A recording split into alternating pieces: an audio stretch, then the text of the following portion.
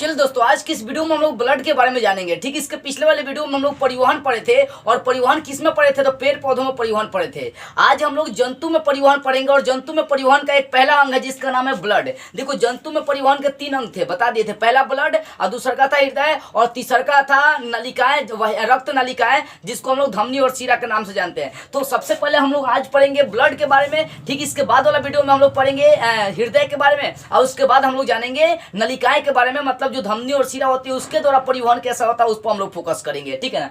तो आज हम लोग जानेंगे ब्लड की सारी बेसिक बातें विस्तार से आज की इस वीडियो में, और साथ में हम लोग इस ब्लड में इसमें ये जानेंगे कि इसमें रक्त का थक्का कैसे बनता है। देखिएगा, बहुत मतलब इंपॉर्टेंट चीज और बहुत ही अच्छी चीजें मैं आपको यहाँ पर बताऊंगा, बशर्ते आप वीडियो को शुरू से अंत तक देखिए। और कोई भी एग्जाम होगा ना तो ब्लड से संबंधित आपका एको क्वेश्चन मिस नहीं होगा। देखिएगा, चलिए हम लोग बात करते हैं। देखो, ब्लड को हिंदी में हम लोग क्या कहते हैं, रक्त, रुधिर के भी नाम से जानते हैं हम लोग। रक्त कहिए चाहे रुधिर कहिए चाहे खून कहिए, बात एक ही पड़ता है। अब बचपन में पढ़े भी होंगे कि रक्त का पीएच मान, खून का पीएच मान कितना होता है। तो जितना खून का पीएच मान होता है उतना आंसू का भी पीएच मान होता है। दोनों का पीएच मान 7.4 होता है। आगे देखिए, यहाँ पर ये रक्त का अध्ययन जो होता है ना उसको सेरोलॉजी चाहे हेमोटोलॉजी कहते हैं। क्या, हेमेटोलॉजी। पूछेंगे खून का अध्ययन किसे कहते हैं, ब्लड का अध्ययन किसे कहते हैं, तो हेरोलॉजी मारिए चाहे हेमेटोलॉजी मारिए, दोनों एक ही चीज पड़ता है। आगे यदि हम लोग बात करते हैं तो रक्त क्या है, रक्त एक प्राकृतिक कोलाइड है, मतलब प्रकृति के द्वारा बनाया गया एक गाढ़ा सा द्रव है। खून जो होता है ना गाढ़े रंग का होता है। ठीक है ना। इसके अंदर इस खून को जोड़ कर रखने वाला एक उत्तक होता है जिसको हम लोग संयोजी उत्तक के नाम से जानते हैं। इसी कारण से खून को बोलते हैं कि एक तरल संयोजी उत्तक है। वो क्या, तरल का मतलब लिक्विड है भाई, वो लिक्विड वाला संयोजी उत्तक है, क्योंकि वो सारी कोशिकाओं को जोड़ कर रखता है, तभी तो प्रवाह होता है खून का। ठीक है ना। तो ब्लड क्या है, एक प्राकृतिक कोलाइड है। कोलाइड है ना, केमिस्ट्री का ये पॉइंट है, कोलाइड। ठीक है ना। कोलाइड मींस याद रखिएगा बस, कोलाइड मींस क्या हो गया कि वो कोलाइड मींस क्या हो गया, उसको छान सकते, मतलब छानेंगे तो गाढ़े टाइप का वो बन जाएगा। ठीक है ना। जैसे मैं बता रहा हूँ कि आप चाय वही पीते हैं ना, तो चाय पीते हैं तो चाय ऐसे ही पीते हैं क्या भाई, उसमें चाय पत्ती भी होता है, चीनी भी होता है, तो जो विलयन बना वो सब कोलाइड हो जाएगा। इसका आकार बहुत छोटा होता है। तो कोलाइड के चैप्टर में ये चर्चा करूंगा। अभी देखो, ब्लड क्या होता है तो एक कोलाइड होता है, और साथ में ये जो खून होता है वो क्या, एक संयोजी उत्तक होता है। क्यों होता है, क्योंकि ये कोशिकाओं को जोड़ कर रखता है। इसी कारण से ब्लड क्या होता है कि एक संयोजी उत्तक होता है, तरल संयोजी उत्तक होता है। आगे देखिए, ब्लड का पीएच मान 7.4 होता है। किसी भी चीज का यदि पीएच मान 7 से अधिक होगा तो क्षार होगा, 7 से कम होगा तो अम्ल होगा, और 7 के बराबर होगा तो वो होता है उदासीन अवस्था में होता है। ठीक है ना। तो यहाँ 7 से 7.4 होता है, मतलब 7 से अधिक है, यानी खून जो होता है ना क्षारीय अवस्था में होता है। आगे देखो, खून जो होता है ना वो अगर देखिए जाए मेल में, मतलब एक पुरुष में, तो लगभग 5.5 लीटर खून पाया जाता है। किसमें, एक पुरुष में। लेकिन अगर एक महिला में, फीमेल में देखी जाए तो उसमें 5 लीटर खून पाया जाता है। और भाई सोचने वाली बात है कि पुरुष में 5.5 महिला में 5 लीटर, आधा लीटर महिलाओं में खून काहे कम होता है। देखो, कई लोग क्या कहता है कि महिलाएं में खून कम होता है ताकि वो अपने मर्द का खून चूस सके। ऐसा भाई बात नहीं है, नहीं कहता है। शादी ब्याह होता है तो महिलाएं क्या करती है, खून चूसती है और अपने मर्द को पतला कर देती है। यहाँ कोनो बात नहीं कि लड़का लड़की का शादी ब्याह हुआ है और वो सेक्स कर रहे हैं तो लड़का पतला हो जाएगा। नहीं, जितना एनर्जी तुम्हें जियान होता है सेक्स करने में, उतना एनर्जी लड़की का भी जियान होता है। जितना स्पर्म तुम्हारा निकलता है उतना ओवम उसका भी निकलता है। ऐसा कोनो बात नहीं है। जाकर देखिए, मेल रिप्रोडक्टिव सिस्टम और फीमेल रिप्रोडक्टिव सिस्टम में पहले भी पढ़ा चुका हूँ। फोकस करने वाली बात है। तो मेल में जो होता है ना, पुरुष में 5.5 लीटर खून पाया जाता है, और इसमें क्या होता है, फीमेल में 5 लीटर खून पाया जाता है। यह आधे लीटर का हेरफेर इसलिए पड़ता है ना क्योंकि थोड़ा सा महिलाओं में हीमोग्लोबिन की संख्या कम होती है, पुरुषों में हीमोग्लोबिन बहुत ज्यादा होता है। महिलाओं को घर में रहना पड़ता है, काम धाम उतना नहीं करती है लोग। ठीक है ना। लेकिन पुरुष को बाहर रहना पड़ता है। पुरुष का शरीर बच्चर होता है, देखिएगा हाथ तो चमरच्यूट होता है सब, इसलिए क्योंकि उसमें हीमोग्लोबिन बहुत ज्यादा बनता है। तो हीमोग्लोबिन के कारण से पुरुष में बहुत ज्यादा, मतलब आधा लीटर खून ज्यादा होता है, 5.5 लीटर, और महिलाओं में कितना होता है, 5 लीटर खून होता है। आगे देखिए, और भाई खून का निर्माण होता कैसे है। देखो, खून के निर्माण के लिए 2 चीजें, अगर बच्चे अगर माँ के पेट में है तो उनमें खून का निर्माण कैसे होता है, तो उनमें खून का निर्माण लीवर करता है। लीवर भ्रूण का विकास करेगा। देखो, भ्रूण का मतलब समझ, जब तक बच्चे अगर 3 महीने का पेट में है, चाहे 9 महीने 6 महीने का पेट है, तो वो भ्रूणे कहलाएगा। देखिए, बच्चा नहीं कहलाएगा, वो जब पेट से बाहर निकलेगा तब वो बच्चा कहलाएगा, नहीं तो पेट के अंदर है तो भ्रूण कहलाएगा। वहां पर खून का निर्माण कौन करेगा, लीवर करता है, भ्रूण के रूप में लीवर करता है। लेकिन हम लोग के शरीर में खून का निर्माण कौन करेगा, तो वो बोन मैरो करता है। बोन मैरो जिसको हम लोग अस्थि मज्जा गुहा कहते हैं, अस्थि मज्जा गुहा। अब देखिए मुर्गा उर्गा कभी हड्डी खाएगा तो उसके बीचवा में बहुत मतलब क्या होता है, गुद्दा गुद्दा होता है, वो क्या होता है, खून होता है। तो खून का निर्माण कौन करता है, बोन मैरो करता है। बोन मैरो खून का हम लोगों के शरीर में निर्माण करता है। एक वयस्क के शरीर में, एक मनुष्य के शरीर में खून कौन बनाता है, तो वो बनाता है बोन मैरो। लेकिन एक छोटे बच्चे जो पेट में है उसमें खून बनाने का काम कौन करता है, लीवर करता है। भ्रूण बच्चा जो होता है ना माँ के पेट में, वो भ्रूण कहलाता है। देखिए भ्रूण का विकास, तो भ्रूण का विकास लीवर करता है, देखिए हम, ठीक है ना। तो बोन मैरो हम लोगों में खून बनाने का काम करता है। तो खून का निर्माण कौन करेगा, लीवर करता है, बोन मैरो। हम लोगों में बोन मैरो और छोटे बच्चे जो पेट में होते हैं उसमें लीवर काम करता है। आगे यदि हम लोग बात करते हैं तो जो खून होता है, खून में हीमोग्लोबिन पाया जाता है। खून के अंदर क्या पाया जाता है, हीमोग्लोबिन। अब देखो हीमोग्लोबिन को हम लोग HB कहते हैं, हीमोग्लोबिन, शॉर्ट में इसको HB के नाम से जानते हैं। देखो खून का रंग लाल किसके कारण से होता है, हीमोग्लोबिन के कारण से। बहुत ज्यादा हीमोग्लोबिन होता है, खून का रंग कैसा होता है, लाल होता है। क्वेश्चन पूछेगा खून किसके कारण लाल होता है, तो हीमोग्लोबिन के कारण से लाल होता है। देखो हीमोग्लोबिन में फेरस पाया जाता है। क्या पाया जाता है, फेरस समझते हैं ना, लोहा जिसको बोलते हैं आयरन। तो हीमोग्लोबिन में क्या पाया जाता है, आयरन पाया जाता है, ठीक है ना। अब यहाँ पर बात करते हैं हीमोग्लोबिन अगर मेल में देखी जाए तो 14 ग्राम डेसिमल पाया जाता है, जबकि महिला में 13 ग्राम डेसिमल पाया जाता है। अब भाई सोचने वाली बात है, सोचने वाली बात क्या है कि देखिए जो हीमोग्लोबिन होता है वो एक पुरुष में 14 और महिला में कितना, 13 ग्राम डेसिमल पाया जाता है। यहाँ पर सोचने वाली बात है पुरुष में आखिर हीमोग्लोबिन ज्यादा क्यों है, अब एक महिला में हीमोग्लोबिन कम क्या है। अब यहाँ से एक क्वेश्चन हम लोग उभारते हैं। सबसे पहली बात हम लोग देखते हैं, देखिए अगर देखेंगे तो लड़कियों का शरीर क्या होता है, मुलायम होता है। कभी सोचे कि आखिर लड़कियों का शरीर इतना मुलायम क्यों होता है, एकदम छुएंगे तो मन करेगा आह, वो तो बात यहाँ पर समझने वाली है, एकदम फोकस करिएगा। लड़कियों का शरीर मुलायम इसलिए होता है क्योंकि उसमें हीमोग्लोबिन कम होता है। हीमोग्लोबिन देखिए 13 ग्राम डेसिमल हीमोग्लोबिन बनता है, जबकि पुरुष में 14 ग्राम डेसिमल क्या बनता है, तो हीमोग्लोबिन बनता है। तो पुरुष का शरीर कड़ा होता है, टाइट होता है, कितनों मुक्का से मार दीजिएगा ना असर नहीं पड़ेगा, कहता नहीं सर मर्द के सीना में दर्द नहीं होता। और वही मुक्का किसी लड़की को चाहे किसी औरत को मार दीजिए, वो 3 दिन तक कमर धक्का आहा करते रह जाएगी। तो यहाँ हीमोग्लोबिन की कमी पड़ता है। तो लड़कियों का जो शरीर होता है वो ज्यादा मुलायम इसलिए होता है, स्मूथ इसलिए होता है क्योंकि उसमें हीमोग्लोबिन कम पाया। देखिए कितना मुलायम होता है एकदम।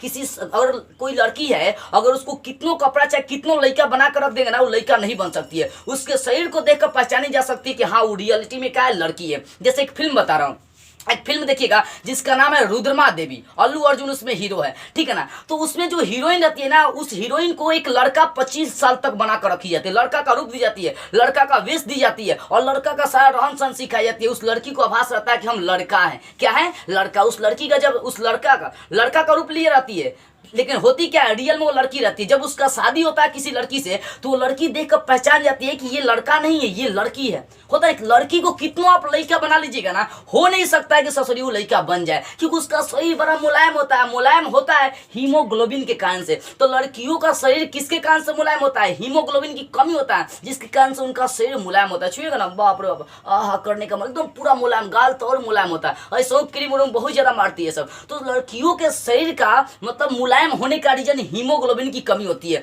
हीमोग्लोबिन कम बनता है, खून की मात्रा भी बहुत ज्यादा कम बनती है। हम लोगों में 5.5 लीटर और उन लोगों में 5 लीटर खून बनता है। तो समझ में आ गई आखिर लड़कियों का शरीर इतना मुलायम क्यों होता है, तो उसके पीछे वजह होता है हीमोग्लोबिन। हीमोग्लोबिन कम बनता है, देख सकते हैं हीमोग्लोबिन एक मेल में 14 मतलब एक पुरुष में 14 ग्राम डेसिमल बन रहा है, तो एक फीमेल में मतलब एक औरत में 13 ग्राम डेसिमल क्या बनता है, हीमोग्लोबिन बनता है। तो हीमोग्लोबिन की कमी के कारण से लड़कियों का शरीर एकदम स्मूथ होता है। स्मूथ का मतलब मुलायम होता है, छूने के बाद लड़का भी ततरा जाता है, कहता है कि कितना अच्छा मुलायम है। लेकिन लड़का में नहीं होता है, लड़का में ज्यादा हीमोग्लोबिन उत्पन्न होता है, शरीर उसका टाइट होता है, मजबूत होता है, कितना मारिएगा ना असर नहीं पड़ने वाला है लड़का में। समझ में आ रही। चलो आगे हम लोग देखते हैं। अब देखते हैं जो खून होता है कि हीमोग्लोबिन में कौन सा आयरन पाया जाता है, तो वो कौन सा लोहा, कौन सा धातु पाया जाता है, तो लोहा पाया जाता है, आयरन जिसको कहते हैं। अब देखो जो खून जहां स्टोर रहता है, बाईं ओर देखिएगा अपने शरीर का, यहाँ पर कोना में, यहाँ पर खून स्टोर करने वाला एक सिस्टम होता है जिसको हम लोग प्लीहा चाहे स्प्लीन, हिंदी में उसको तिल्ली कहते हैं। मतलब खून को इकट्ठा कौन करता है, मान लो कि खून आपके शरीर में मर गया, क्योंकि खून भी 3 गो होता है, आरबीसी, डब्ल्यूसी और प्लेटलेट्स होता है, ठीक है ना, 3 गो होता है ब्लड में। अब यहाँ पर सोचने वाली बात है, तो खून जब मर जाएगा तो उसको इकट्ठा कौन करता है, उसको इकट्ठा करता है, खून को इकट्ठा करने वाला होता है स्प्लीन होता है, जिसको हिंदी में प्लीहा चाहे तिल्ली के नाम से हम लोग जानते हैं। यानी खून को स्टोर करने का काम कौन करता है, प्लीहा करता है, या तिल्ली भी बोल सकते हैं, इंग्लिश में स्प्लीन कहते हैं। अब देखो जब जो खून मर जाता है उसको इकट्ठा करने का काम ही स्प्लीन करता है। इसी स्प्लीन को हम लोग क्या कहते हैं, कब्र कहते हैं, खून का कब्र कहते हैं, मतलब इसको ग्रेव यार्ड भी कहते हैं। पूछा जाएगा ग्रेव यार्ड किसको कहते हैं, तो प्लीहा को कहते हैं, तिल्ली को कहते हैं। ब्लड बैंक किसको कहते हैं, प्लीहा को कहते हैं, क्योंकि ब्लड को इकट्ठा करता है तो ब्लड बैंक हो गया। तो ब्लड बैंक और ग्रेव यार्ड किसको कहेंगे, तो किसको कहेंगे, प्लीहा या तिल्ली या स्प्लीन को कहते हैं। अब आगे देखिए कोलेस्ट्रॉल, ये कोलेस्ट्रॉल क्या होता है, तो ये शरीर में जब तक कोलेस्ट्रॉल अगर 200 ग्राम प्रति डेसिमल से कम हो जाएगा ना तो शरीर आपका चले नहीं पाएगा, झिमलाते चलेगा एकदम। कोलेस्ट्रॉल कम हो जाएगा तो कोलेस्ट्रॉल कम हो जाएगा तो शरीर में आपकी जान ही नहीं बचेगा। अगर 200 ग्राम प्रति डेसिमल से अगर कोलेस्ट्रॉल आपके शरीर में कम हो जाता है, रक्त में कम हो जाता है, तो आपके जान के लिए वो खतरनाक हो जाएगा, ठीक है ना। तो कम से कम कोलेस्ट्रॉल कितना होना चाहिए, 200 ग्राम डेसिमल होनी चाहिए। आगे भी बात करते हैं, हम लोग के शरीर में जो खून होता है एक स्थान से दूसरे स्थान घूमते रहता है, तो ये खून के घूमने की क्रिया को हम लोग परिसंचरण तंत्र कहते हैं। और इस परिसंचरण तंत्र का खोज किसने किया था, विलियम हार्वे ने। किसने किया, विलियम हार्वे ने। क्वेश्चन करेगा कि परिसंचरण तंत्र का खोज किसने किया, तो विलियम हार्वे ने, ठीक है ना। अब देखो ब्लड काम क्या करता है जी, ब्लड का काम क्या होता है। देखो ब्लड का काम तो मैं पहले ही बताया, ब्लड का काम है परिवहन। वो क्या करेगा, परिवहन करेगा, मतलब एक स्थान से दूसरे स्थान पहुंचाने का काम करेगा। सबसे पहली बात वो टेम्परेचर पर नियंत्रण करता है। जैसे आप हाथ रगड़िए तो ये टेम्परेचर बताता है कि हाँ भाई आपका हाथ रगड़ने से क्या गर्म हो रहा है। तो ब्लड का मेन काम होता है कि वो टेम्परेचर को नियंत्रण करेगा, ताप को क्या करेगा, नियंत्रित करने का काम करेगा। और उसके बाद यदि बात करते हैं तो ये पोषक पदार्थों का परिवहन करता है। जैसे आप खाते हैं, आप जब खाना खाते हैं ना जी, तो उसमें जो एनर्जी होता है उसको खींचकर सारी कोशिका में फैलाने का काम कौन करता है, ब्लड करता है। आपका जो खाना होता है, जो आप खाना खाते हैं, उस खाना में जो एनर्जी होता है, जो आवश्यक चीजें होता है, उसको खींचकर पूरे शरीर में फैलाने का काम कौन करता है, ब्लड करता है, ठीक है ना। तो ब्लड का दो काम, एक टेम्परेचर को नियंत्रित करेगा और दूसरा का जो पोषक पदार्थ होता है, जो हानिकारक पदार्थ नहीं होता है, जो उपयोगी पदार्थ होता है, उसको खींचकर शरीर के सभी भागों में ब्लड पहुंचाता है। और दूसरा का बाद गैसों का भी आदान प्रदान करता है। जैसे ऑक्सीजन हम लोग के लिए जरूरी है, तो ऑक्सीजन को क्या करते हैं, हम लोग खींचते हैं, तो उसको ऑक्सीजन को फैला देता है शरीर में, कौन फैलाता है, ब्लड। और उसके बाद कार्बन डाइऑक्साइड हम लोग के शरीर के लिए जरूरी नहीं होता, तो कार्बन डाइऑक्साइड को निकालने का काम कौन करता है, ब्लड ही करता है। कौन करता है, ब्लड करता है। तो गैसों का आदान प्रदान, गैसों का परिवहन भी कौन करता है, ब्लड ही करता है। आगे देखते हैं उत्सर्जित पदार्थों का परिवहन, जो हम लोग के शरीर में खराब चीजें होती है, मतलब जो हम लोग के लिए उपयोगी नहीं है, उसको बाहर निकालने का काम ब्लड करता है। जैसे पेशाब हो गया, यूरिन हो गया, इसको निकालने का काम, क्योंकि ये जरूरी नहीं हम लोग के शरीर के लिए, नहीं निकालेंगे तो और अब बीमारी से क्षतिग्रस्त हो जाएंगे। तो उत्सर्जित पदार्थ, जो हानिकारक चीज है, उसको बाहर निकालने का काम ब्लड ही करता है।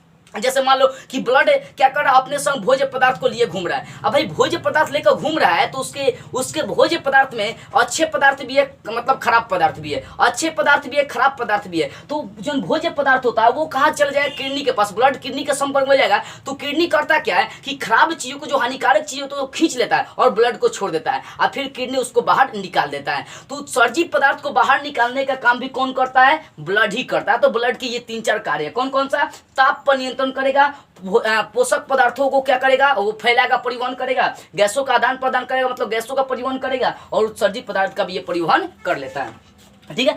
अब आगे भी बात करते हैं, ये ब्लड की बेसिक बातें आपको समझ में आ गई होगी। अब हम लोग बात करते हैं ब्लड के प्रकार पर आते हैं, और यही बात बहुत इंपॉर्टेंट है। देखो ब्लड जो होते हैं ना, वो 3 प्रकार के होते हैं। मतलब ब्लड अगर देखी जाए रियल में तो 2 प्रकार के होते हैं जो ब्लड होते हैं। एक तो होता है प्लाज्मा, दूसरा होता है ब्लड सेल्स होता है, ठीक है ना। ब्लड सेल्स इसको हम लोग कह सकते हैं, अलग अलग नाम देता है लोग। इसको हिंदी में हम लोग रुधिराणु कहेंगे। क्या कहेंगे, रुधिराणु कहते हैं। यानी ब्लड के कितने प्रकार, 2 प्रकार, प्लाज्मा, दूसरा होता है ब्लड सेल। प्लाज्मा जो होता है ना, हम लोग के पूरे शरीर का, पूरे खून का 55 से 60% होता है, 55 से 60%। और दूसरा का भाग ब्लड सेल होता है, ये हमारे शरीर का ब्लड सेल जो होता है ना 40 से 45% होता है। इस बात को याद रखिएगा। यानी देखिए जब प्लाज्मा, ब्लड 2 प्रकार का होगा, कौन सा, प्लाज्मा, दूसरा हो गया ब्लड सेल हो गया। रुधिकाणु इसको बोल सकते हैं, ठीक है ना, रुधिकाणु बोल सकते हैं। अब देखो ब्लड जो होते हैं वो 2 प्रकार के, प्लाज्मा और ब्लड सेल हो गया। तो प्लाज्मा पूरे खून का 55 से 60% होता है, और जो ये ब्लड सेल होता है ये पूरे खून का कितना 40 से 45% होता है।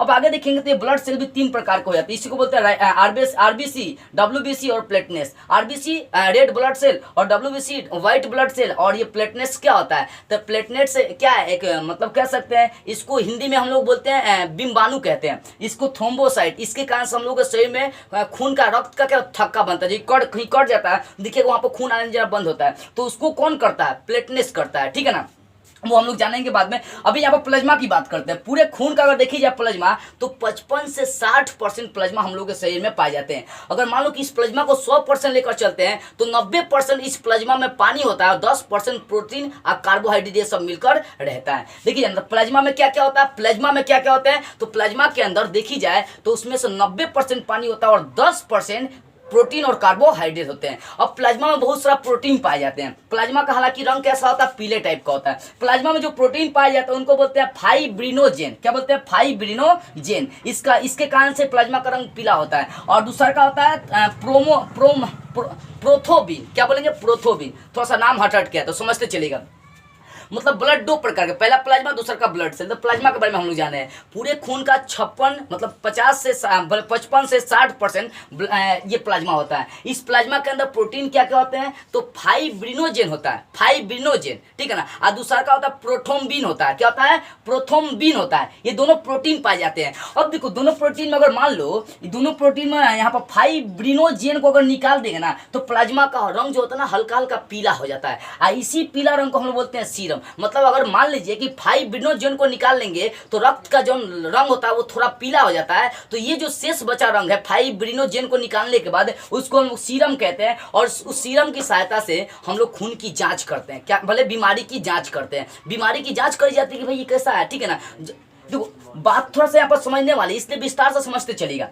देखो प्लाज्मा के अंदर 2 प्रोटीन पाए जाते हैं। फाइब्रिनोजेन ये प्रोटीन है, प्रोथोम्बिन ये भी प्रोटीन है। तो फाइब्रिनोजेन को अगर बाहर निकालेंगे प्लाज्मा से, इसको निकाल लेंगे तो जो शेष बचा हुआ भाग होगा उसको हम लोग सीरम कहते हैं। और सीरम की सहायता से बीमारी की जांच करी जाती है, ठीक है ना। आगे देखिए ब्लड सेल्स कितने, हमारे जो भी ब्लड होता है उसके 40 से 45% भाग किसका होता है, ब्लड सेल्स का होता है। ब्लड सेल को हिंदी में रुधिराणु भी हम लोग कह सकते हैं। अब देखो ब्लड सेल 3 प्रकार के, आरबीसी, डब्ल्यूबीसी और प्लेटनेस होता है। आरबीसी के फुल फॉर्म होता है रेड ब्लड सेल, मतलब लाल रक्त कोशिका कहेंगे। डब्ल्यूबीसी व्हाइट ब्लड सेल, यही इम्यून सिस्टम होता है हम लोग के शरीर में, जो हमें मलेरिया से चाहे डेंगू से सब बचाने का काम करता है, ठीक है ना। मलेरिया में क्या होता है कि आपका वो इसी को इम्यून सिस्टम को ही खत्म करता है। और डेंगू भी क्या करता है, इसी को खत्म कर देता है, ठीक है ना। वो सब हम लोग बाद में बातें जानेंगे। डब्ल्यूबीसी और प्लेटनेस ये 3 तरह की रक्ताणु जो होता है ना किसमें, ब्लड सेल में पाए जाते हैं। यानी ब्लड सेल 3 प्रकार के, आरबीसी, डब्ल्यूबीसी और प्लेटनेस होता है। अब एक एक की थोड़ा सा चर्चा करते हैं हम लोग। देखो आरबीसी का दूसरा नाम क्या है, एरिथ्रोसाइट। क्या है, एरिथ्रोसाइट। क्या है, एरिथ्रोसाइट। आरबीसी का दूसरा नाम है। डब्ल्यूबीसी का दूसरा नाम है ल्यूकोसाइट। क्या है, ल्यूकोसाइट। अब प्लेटनेस को हिंदी में हम लोग बोलते हैं, प्लेटनेस का दूसरा नाम थ्रोम्बोसाइट, या इसको हिंदी में बिम्बाणु कहेंगे। क्या कहेंगे, बिम्बाणु कहेंगे, ठीक है ना। तो ब्लड सेल 3 प्रकार के, आरबीसी, डब्ल्यूबीसी और प्लेटनेस होता है, ठीक है ना। आरबीसी का दूसरा नाम एरिथ्रोसाइट, दूसरा का है ल्यूकोसाइट, तीसरा का थ्रोम्बोसाइट। अगर देखी जाए इनकी संख्या की बात करते हैं तो आरबीसी की संख्या हमारे शरीर में 5 मिलियन मतलब 50 लाख के बराबर होती है। डब्ल्यूबीसी की संख्या 10,000 होती है। और प्लेटनेस की संख्या लगभग 1.5 लाख से 2.5 लाख मतलब लगभग देखी जाए 2 लाख होती है। यही प्लेटनेस की संख्या किसमें होता है, प्लेटनेस की संख्या जो होती है ना डेंगू में कम हो जाता है। प्लेटनेस की संख्या क्या, डेंगू जब बीमारी होता है तो कम हो जाता है। मतलब एक दिन में 1 लाख 50,000 80,000 इससे घटने लगता है प्लेटनेस। अब प्लेटनेस जितना कम होगा ना उतना अपने देह में जाने नहीं देगा, चलने का भी मन नहीं करेगा। तो डेंगू में यही प्लेटनेस क्या होता है, कम हो जाता है। डेंगू पर मैं ऑलरेडी वीडियो बना चुका हूँ कैसे होता है, जाकर समझिएगा आप। तो देखी जाए तो यहाँ आरबीसी की संख्या 50 लाख, डब्ल्यूबी की संख्या 10,000 और प्लेटनेस की कम से कम संख्या 2 लाख होनी चाहिए। अगर इनकी जीवन काल बात करते हैं कितना दिन तक ये जीवित रहते हैं, तो आरबीसी जो एरिथ्रोसाइट है वो लगभग 120 दिन तक हमारे शरीर में जीवित रहते हैं, उसके बाद ये मर जाते हैं। और उसके बाद जो डब्ल्यूबीसी होता है ये 4 दिन तक जीवित रहता है, उसके बाद मर जाते हैं। प्लेटनेस जो है ना वो 7 दिन तक जीवित रहते हैं, उसके बाद ये मर जाते हैं। और भाई सोचने वाली बात ये आ रही कि मर जाते होंगे तो इसको शरीर से बाहर निकालता कौन है। तो पहली बात है कि डब्ल्यूबीसी में क्या पाया, लाइसोसोम पाया जाता है। लाइसोसोम क्या करता है, डब्ल्यूबीसी को खत्म कर देता है। लेकिन इसमें भी प्लेटलेट्स में भी लाइसोसोम पाया जाता है, तो इसके मरने के बाद इसको खत्म कर देता है। लाइसोसोम को आत्महत्या के थैली इसलिए कहते हैं क्योंकि वो कोशिकाओं को मार देता है, उसको खत्म कर देता है। तो इन दोनों में लाइसोसोम पाया जाता है, जिसके कारण से यहाँ पर जो कोशिकाएं मर जाते हैं, रक्त मर जाता है, उसको साफ कर देता है। लेकिन यहाँ पर नहीं पाया जाता एरिथ्रोसाइट, एरिथ्रोसाइट नहीं पाया जाता इसमें, मतलब आरबीसी में लाइसोसोम नहीं पाया जाता। तो ये मरा हुआ जो खून जो होता है ना, मरा हुआ जो खून होता है, उसको प्लीहा क्या करता है, बाई साइड में स्टोर कर लेता है। स्टोर करने के बाद क्या करता है, स्टोर करने के बाद किडनी को देता है, किडनी उसको मारू के साथ एकदम खत्म कर देता है। फिर नया खून बनता है। अब नया खून बनता है, जब शरीर में क्या होता है कि नया खून बनता है आपका, तो नया खून कहाँ से बनेगा, मज्जा गुहा से, क्योंकि खून बनाने का काम मज्जा गुहा ही करता है। बोन मैरो इसको कहते हैं, क्या कहते हैं, बोन मैरो इसको हम लोग कहते हैं। अभी बताया था आपको, बोन मैरो कहते हैं, ठीक है ना। ये बोन मैरो एक वयस्क में, एक पुरुष में खून बनाने का काम करता है। तो आरबीसी मतलब जब ये खून 120 दिन तक जीवित रहता है, और डब्ल्यूबीसी 4 दिन तक, और प्लेटलेट्स 7 दिन तक जीवित रहता है। तो इस तरह से आप देख लिए ब्लड के प्रकार कौन कौन सा, प्लाज्मा और ब्लड सेल। और ब्लड सेल भी 3 प्रकार के, आरबीसी, डब्ल्यूबीसी और प्लेटलेट्स। अब जैसा हम लोग ये आरबीसी, डब्ल्यूबीसी और प्लेटलेट्स के बारे में विस्तार से जान लेते हैं, क्योंकि इनके बारे में जानना हमें बहुत जरूरी है। अब देखते हैं आरबीसी, डब्ल्यूबीसी और प्लेटलेट्स में क्या अंतर है, ये तीनों क्या है। मतलब आरबीसी के बारे में विस्तार से जानते हैं, डब्ल्यूबीसी के बारे में विस्तार से जानते हैं, और प्लेटलेट्स के बारे में जानते हैं, ठीक है ना। प्लेटलेट्स देखो, यहाँ पर हम लोग बात करते हैं आरबीसी का। जो आरबीसी होता है, रेड ब्लड जो सेल होता है, इसका आकार अगर देखी जाए तो इसका आकार गोल होता है। इसका आकार क्या होता है, गोला। जैसे से रेड ब्लड सेल ऊपर जाता है, इसका आकार बढ़ते जाता है। नीचे मतलब गोल टाइप का होता है, लेकिन नीचे आएगा तो घटता जाएगा, ऊपर जाता है तो बढ़ता जाता है। तो वही बात है, ऊंचाई पर जाने से इसका आकार क्या होता है, बढ़ जाता है। आरबीसी का आकार ऊंचाई पर जाने से बढ़ जाता है। और देखो आरबीसी में कोई लाइसोसोम नहीं पाया जाता, जिसके कारण से ये अगर मर जाएगा तो ज्यों का त्यों रह जाएगा। 120 दिन में ये क्या होता है, मर जाता है। जीवन अवधि तो मैं बता चुका हूं इसका। तो आरबीसी में कोई लाइसोसोम नहीं पाया जाता, कोई केंद्रक नहीं पाया जाता है। तो केंद्र देखो, केंद्रक से ही डीएनए की पहचान होती है। डीएनआरए नाम सुने हैं ना, तो इसमें केंद्रक पहले ही नहीं जाता है। तो कोई खून देके उसको बोलेगा कि खून आरबीसी दे देगा, बोलेगा कि केंद्र डीएनए की पहचान करे, तो नहीं हो पाएगा, क्योंकि डीएनए की पहचान करने के लिए केंद्रक चाहिए। तो डब्ल्यूबीसी में पाया जाता है। तो इसमें जो है ना, आरबीसी में लाइसोसोम नहीं पाया जाता है, ये मर जाता है। तो उसको स्टोर उसको स्टोर कर लेता है कौन, तो प्लीहा, जिसको स्प्लीन कहते हैं, जिसको तिल्ली के नाम से जानते हैं, वो स्टोर कर लेता है। फिर किडनी को देता है, किडनी उसका सफाया कर देता है, ठीक है ना। इसमें लाइसोसोम नहीं पाया जाता, इसमें केंद्रक भी नहीं पाया जाता, जिसके कारण से डीएनए की पहचान नहीं हो सकती है। आगे देखते हैं रुधिराणु। ये अगर देखी जाए इस रक्त का देखी जाए, मतलब जो ब्लड सेल होते हैं उसका लगभग ये 95% होते हैं। मतलब अगर मान लो कि ब्लड सेल को हम लोग 100% लेकर चलते हैं, तो ब्लड सेल में 3 प्रकार होता है ना, आरबीसी, डब्ल्यूबीसी और प्लेटलेट्स। तो ये 95% होता है। कितना, 95% आरबीसी होता है, ठीक है ना। 120 दिन इसका जीवन अवधि होता है। तो रुधिराणु का मतलब ब्लड सेल का यह लगभग 95% होता है। अगर देखो ब्लड सेल में बताया कि इसमें आरबीसी 95% पाया जाता है, और इसके अंदर एचबी मतलब हीमोग्लोबिन पाया जाता है, जिसके कारण से आरबीसी का रंग कैसा होता है, लाल होता है। लेकिन हीमोग्लोबिन डब्ल्यूबीसी में नहीं पाया जाता, जिसके कारण से इसका रंग रंगहीन होता है। ये व्हाइट टाइप का होता है ना, व्हाइट ब्लड सेल। इसको श्वेत रक्त कोशिका या उजला कोशिका भी हम लोग कह सकते हैं। इसको इम्यून सिस्टम कहता है, यही रोगों से लड़ता है। तो यहाँ बात करते हैं, इसमें हीमोग्लोबिन पाया जाता है, जिसके कारण से इसका रंग कैसा होता है, लाल होता है। देखो अब इस हीमोग्लोबिन में क्या पाया जाता है, फोकस करेगा। इस हीमोग्लोबिन के अंदर फेरस पाया जाता है। फेरस का मतलब जिसको हम लोग लोहा कहते हैं। हीमोग्लोबिन के अंदर क्या पाया जाता है, फेरस पाया जाता है। अब देखो यहाँ पर आरबीसी की कमी से कौन सा रोग होता है, आरबीसी की कमी से एनीमिया रोग होता है। कौन सा, एनीमिया रोग। अब देखो यहाँ पर कहने का मतलब, ब्लड के अंदर क्या पाया जाता है, आरबीसी।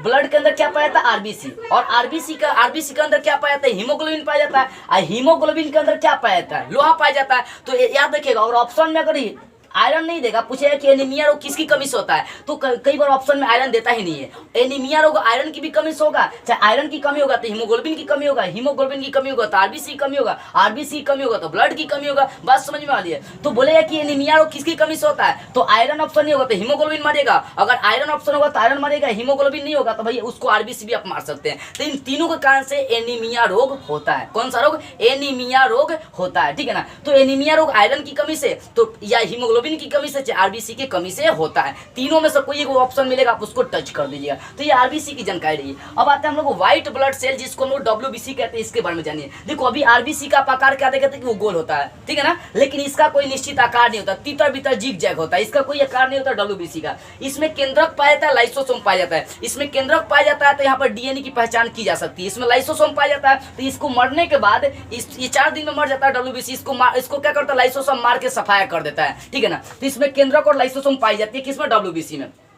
और ये WBC क्या है, तो हमारे शरीर के अंदर व्हाइट ब्लड सेल पाए जाते हैं। आपको बताया गया इम्यून सिस्टम कहलाता है। जब हमारे शरीर में कोनो बाहरी चीजें प्रवेश करता है, जब मान लो कि मच्छर काटता है तो लार छोड़ता है, वो लार जाएगा ना, तो ये क्या करेगा, ये WBC मतलब उसको क्या करेगा, धक्का मार के बाहर निकाल देता है।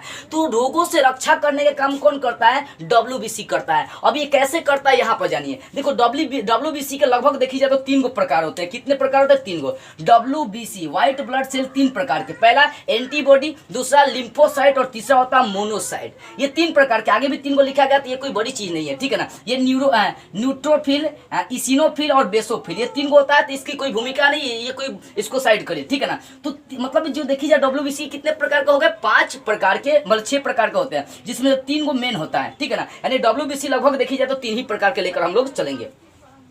अब हम लोग बात करते हैं इसमें जो एंटीबॉडी होता है, ये क्या करता है, जब मान लो कोई मच्छर काटा, चाहे हमारे शरीर में कोई बाहरी पदार्थ चलेगा, मच्छर काटा, लार छोड़ा, तो एंटीबॉडी एक्टिव हो जाता है। देखा कि ओ ये तो हमारे अंदर आ रहा है भाई, तुम्हारी जरूरत नहीं है, तो एंटीबॉडी एक्टिव हो जाएगा और वो क्या करेगा, वो सिर्फ एक्टिव होगा। और देखिए कोई बाहरी चीज आ रहा है तो एंटीबॉडी जाकर लिम्फोसाइट को जागृत करेगा। लिम्फोसाइट सो रहा होता है, अब लिम्फोसाइट को जगाता है, एंटीबॉडी कहता है कि ये भैया चलिए देखिए ना, यहाँ पर कोई अंदर प्रवेश कर रहा है, तो लिम्फोसाइट जागृत होता है। लिम्फोसाइट का आकार देखेंगे टी सेल, टी टाइप का होता है, इसका आकार टी टाइप का। लिम्फोसाइट जाता है और जो बाहरी चीज आता है उसको मार उड़ के एकदम क्या करता है, खत्म कर देता है। तो ये जो एंटीबॉडी होता है, ये क्या करता है, संदेश से पहुंचाता है, जिसको लिम्फोसाइट को, ये एक्टिव हो जाएगा, फिर लिम्फोसाइट को कहेगा, लिम्फोसाइट जाता है उसको मार देता है। फिर ये एंटीबॉडी मोनोसाइट के पास आएगा, बोलेगा कि चलिए उस जो बाहरी चीज आई तो उसको मार दिया, तो ये मोनोसाइट क्या करता है, उसको खा जाता है। और सोचिए कोई चीज हमारे शरीर के अंदर प्रवेश कर रही है, अगर उसका सफाई नहीं करी जाएंगे तो आपके शरीर के लिए हानिकारक हो जाएगा। यानी एंटीबॉडी अगर कोई चीज में प्रवेश हमारे शरीर में प्रवेश कर रहा है, तो एंटीबॉडी का मेन काम क्या होता है, एंटीबॉडी क्या करेगा कि बगल वाले को जाकर बताया कि हमारे शरीर में कोई मतलब प्रवेश कर रहा है। अगर मच्छर काट लिया, लार अगर छोड़ दिया, तो एंटीबॉडी जागृत होगा, देखेगा ओ ये तो हमारे शरीर के अंदर आ रहा है, तो एंटीबॉडी जाकर लिम्फोसाइट को बताता है, लिम्फोसाइट जाकर उसको मार देता है। लिम्फोसाइट का आकार टी सेल होता है। और उसके बाद मोनोसाइट को आकर ये एंटीबॉडी बताएगा कि मैंने जो कोशिका आया था उसको लिम्फोसाइट मार दिया, तो मोनोसाइट जाकर उसको क्या करता है, उस कोशिका को उसको खत्म कर देता है, उसको खा जाता है, ठीक है ना। तो इसमें मेन जो होता है ना, अगर पूछेगा कि ये WBC में सबसे बड़ी कोशिका कौन होती है, तो होता है मोनोसाइट। और कौन मतलब बाहरी जीवाणुओं को, रोगाणुओं को मारने का काम कौन करता है, टी सेल करता है। सूचना पहुंचाने का काम कौन करता है, एंटीबॉडी करता है, यानी रक्षा करता है। जैसे ही कुछ बाहरी चीज हमारे शरीर में प्रवेश करेगी, एंटीबॉडी क्या हो जाएगा, जागृत हो जाएगा, वो लिम्फोसाइट को अलर्ट करेगा और फिर जाकर मोनोसाइट को बुलाएगा, उसको खा जाएगा, ठीक है ना।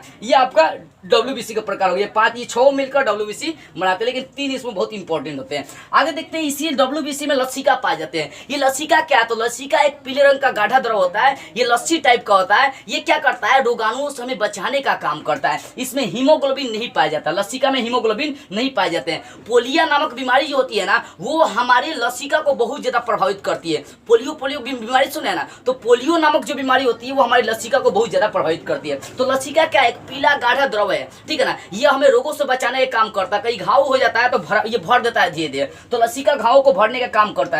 इस लसिका में ऑक्सीजन की मात्रा कम और CO2 की मात्रा बहुत ज्यादा होती है। घाव भरने का ये काम करता है लसिका। इस लसिका में हीमोग्लोबिन नहीं पाया जाता है, इसमें हीमोग्लोबिन नहीं पाया जाता, जिसके कारण से इसका रंग रेड ना होकर क्या होता है, व्हाइट होता है। तो WBC का रंग कैसा होता है, व्हाइट होता है। तो लसिका के बारे में याद रखिएगा। अब तीसरा है प्लेटलेट है, ठीक है ना। प्लेटलेट जब ये घट जाएगा ना, मतलब जिसको हम थ्रोम्बोसाइट हम लोग इसको बोलते हैं। ये थ्रोम्बोसाइट जिसको हिंदी में बीमाणु कहते हैं, जब ये कम हो जाता है ना, तो हमें डेंगू बीमारी होती है। इसकी संख्या बता दिए लगभग 1.5 से 2.5 लाख होती है। अगर इसकी संख्या घटकर 80,000, 90,000, 50,000, 10,000, 20,000 हो गया, तो आपका चलना मुश्किल हो जाएगा। कोनो विद्यार्थी का पढ़ने में मन नहीं लगता है, क्योंकि उसका प्लेटलेट क्या होता है, गिर जाता है। जब ये लो हो जाएगा तो आपको कोनो चीज में मन नहीं लगेगा। इसलिए पहले डॉक्टर से जाकर क्या करो, खून की जांच कराओ कि आपके अंदर RBC, WBC और प्लेटलेट्स कितना, ये जांच कराना जरूरी है। जब ये तीनों चीज सही रहेगा तो आप अपने से मन लगाकर पढ़ सकते हैं, ठीक है ना। तो प्लेटलेट्स के आकार देखेंगे तो कैसा होता है, इसको थ्रोमोसाइट या इसको हिंदी में बिम्बाणु कहते हैं, बिम्बाणु कहते हैं। इसका आकार उत्तल लेंस, गोल तो होता है, लेकिन इसका आकार उत्तल लेंस टाइप का होता है। उत्तल लेंस देखे ना, ऐसे होता है, ये उत्तल लेंस हो गया। गया। तो ये प्लेटलेट्स का आकार कैसा होता है, उत्तल लेंस टाइप का होता है। इसमें केंद्रक नहीं पाया जाता, इसका मतलब इसमें भी डीएनए की पहचान नहीं हो सकती है। लाइसोसोम इसमें पाया जाता है, तो इसके मरने के बाद उसका क्या करिए, उसको खात्मा कर देता है लाइसोसोम। और ये शक्ति प्रदान करता है हमें चलने फिरने के लिए, हर काम करने के लिए शक्ति प्रदान करता है। और नहीं, डेंगू में यही प्लेटलेट्स क्या होता है, दयनीय होता है। जब ये प्लेटलेट्स आपका खत्म हो जाएगा तो शक्ति आपको नहीं मिलेगा। यानी प्लेटलेट्स की संख्या 2 लाख तक कम से कम रहेगा तो आपके अंदर शक्ति रहेगा, चल सकते हैं, फिर सकते हैं, दौड़ सकते हैं। यही प्लेटलेट्स जो होता है ना, रक्त का थक्का बनाने में काम करता है। तो रक्त का थक्का, रक्त को जमाने कहीं कट फूट जाता है तो रक्त देखिए कुछ मिनट के बाद, 4-5 मिनट के बाद आना बंद हो जाता है। तो क्यों बंद हो जाता है, तो प्लेटलेट्स के कारण होता है। तो रक्त का थक्का जिसको ब्लड कटिंग, हम कटिंग के क्लोटिंग कटिंग के नाम से हम लोग जानते हैं, ठीक है ना। तो ब्लड कटिंग जो होता है ना, उसके बारे में हम लोग अगले वीडियो में जानेंगे, क्योंकि थोड़ा सा उसके बारे में हम लोग विस्तार से जानेंगे कि रक्त कैसे जमता है, रक्त का जमना, ये प्लेटलेट्स कैसे रक्त को जमा देता है। तो उसके बारे में हम लोग विस्तार से जानेंगे अगले वाले वीडियो में, ठीक है। अगले वाले वीडियो में हम लोग ब्लड क्लॉटिंग के बारे में हम लोग जानेंगे, मतलब रक्त का जमना कि रक्त कैसे जमता है। तो बस आज की इस वीडियो में इतना ही। अगले वीडियो में हम लोग इसके अगले वाले टॉपिक को स्टार्ट करते हुए फिर मिलेंगे।